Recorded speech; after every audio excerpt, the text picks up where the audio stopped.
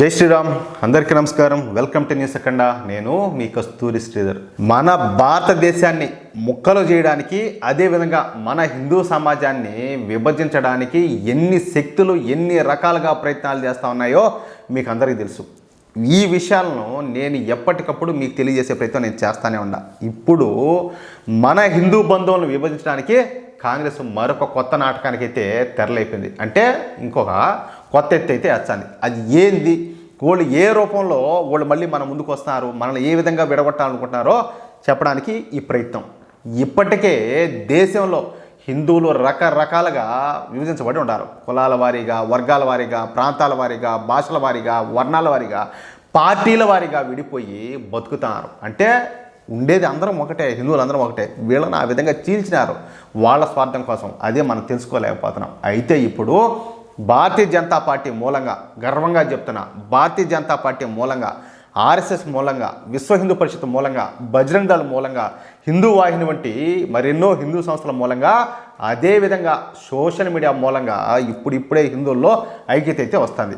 అయితే హిందువుల్లో వస్తున్నటువంటి ఈ ఐక్యతను చెడగొట్టడానికి, మళ్ళీ హిందువులను విభజించి పాలించడానికి కాంగ్రెస్ నాయకుడైనటువంటి దుష్ట నాయకుడైనటువంటి ఈ రాహుల్ గాంధీ కులగణన అనే ఒక కొత్త అంశాన్ని తెర మీదకైతే తీసుకొచ్చాడు. ఈ కులగణన చేసి కొన్ని కులాలకు మాత్రం ప్రాధాన్యతనిచ్చి మళ్ళా హిందువుల్లో చీలికి తీసుకురావాలనేది ఈ రాహుల్ గాంధీ ఆలోచనగా మనకైతే స్పష్టంగా కనపడుతుంది. కనపడేది ఏంది స్వామి, అది నిజం కూడా. ఇక ఇదే కులగణన అంశాన్ని తెర మీదకు తీసుకొచ్చి కాంగ్రెస్ పార్టీ, అదేవిధంగా ఈ రాహుల్ గాంధీలో మహారాష్ట్ర మరియు హర్యానా అసెంబ్లీ ఎన్నికలు పోయినారు. కానీ మహారాష్ట్ర అదేవిధంగా హర్యానా ప్రజలు కాంగ్రెస్ పార్టీకు ఏం లే అంటే వీళ్ళ బుద్ధి కనుక్కొని, వీళ్ళ మోసాన్ని, వీళ్ళ కుట్రలను కనుక్కొని ఏం బాగా చల్ల కదా పొయ్యి మీద పెట్టి బాగా కాల్చి వాతలు పెరిగినట్టు ఆ మాదిరి కరుగు కాల్చి వాతలు పెట్టినారు. ఏదే నక్క కదా వాతలు పెడతారంటారు చూడు, ఆ మాదిరిగా. సరే, ఈ కులగణను ఈ రాష్ట్రాల ప్రజలు వ్యతిరేకించారు. ఫలితంగా ఈ హర్యానా అదేవిధంగా మహారాష్ట్ర రాష్ట్రాల్లో కాంగ్రెస్ పార్టీ అయితే చతికిలు పడిపోయింది. అంటే ఘోరంగా ఓటమి పాలింది. మనం ఇక్కడ మరొక విషయాన్ని అయితే గమనించాలా. జార్ఖండ్లో కూడా మొన్న అసెంబ్లీ ఎన్నికలు అయితే జరిగినాయి. కానీ జార్ఖండ్లో కులగణన విషయాన్ని కాంగ్రెస్ పార్టీ అయితే ప్రస్తావించాల. ఒకవేళ ఇక్కడ కూడా కులగణను ప్రస్తావించినట్టయితే జార్ఖండ్లో కూడా బీజేపీ అయితే ఖచ్చితంగా గెలిచిండు. అంటే రాహుల్ గాంధీ తెర మీదకి తీసుకొచ్చినటువంటి కులగణన అనేది అట్టర్ ఫ్లాప్ అయింది. పైగా ఇక్కడ ఇంకో విషయం చెప్పనా, రాహుల్ గాంధీ కులగణనకు, అంటే ఈయన కులగణన అనే అంశం తీసుకొచ్చాడు కదా, దీనికి కౌంటర్గా యోగి ఆదిత్యనాథ్ గారు, ఎవరా కట్టర్ హిందూ యోగి ఆదిత్యనాథ్ గారు బాటెంగేతో కాటెంగే స్లోగన్ అయితే తీసుకొచ్చినారు.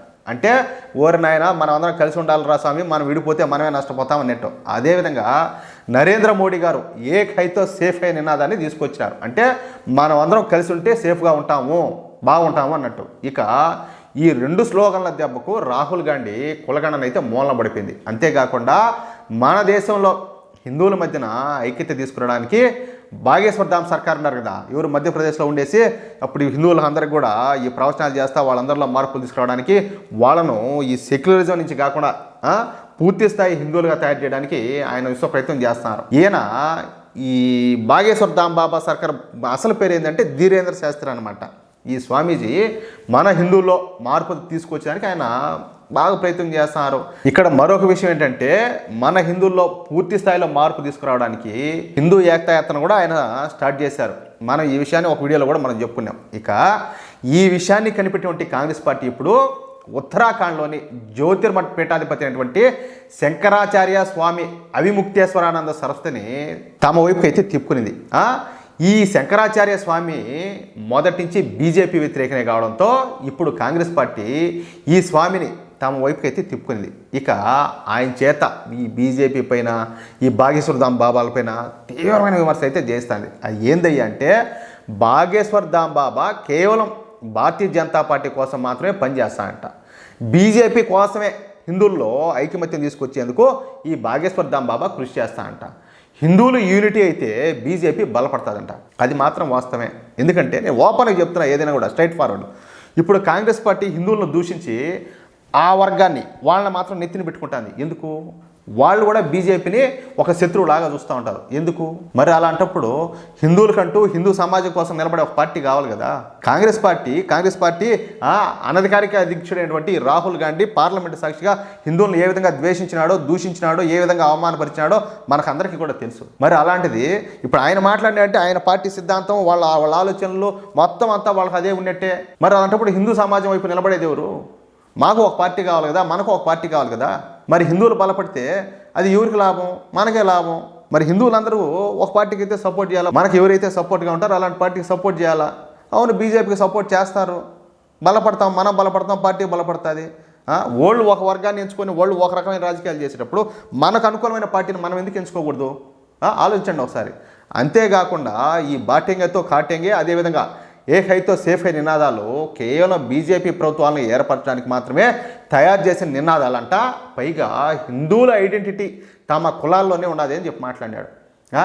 మీరు మీ ఇష్ట ప్రకారం కులగణనని చెప్పేసి హిందువులను అయితే విడగొట్టచ్చు, కానీ ఏక్ హైతో సేఫ్ హై అని చెప్పేసి మేమైతే మనం ముందు పోకూడదు.